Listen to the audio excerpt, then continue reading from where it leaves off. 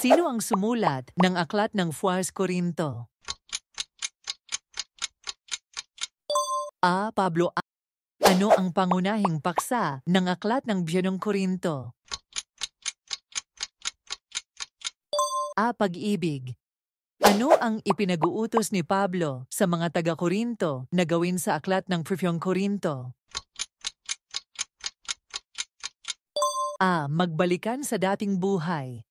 Ano ang tinatawag na love chapter sa aklat ng 1 Korinto? A. 1 Corinthians 13.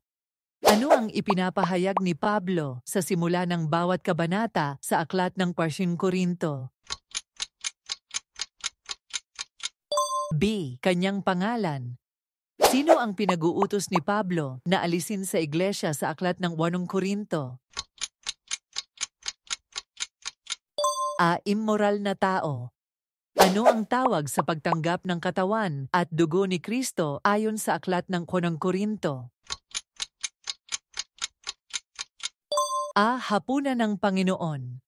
Ano ang pangalan ng alagad na kautusan ni Pablo na pinakamatibay sa aklat ng 1 Korinto?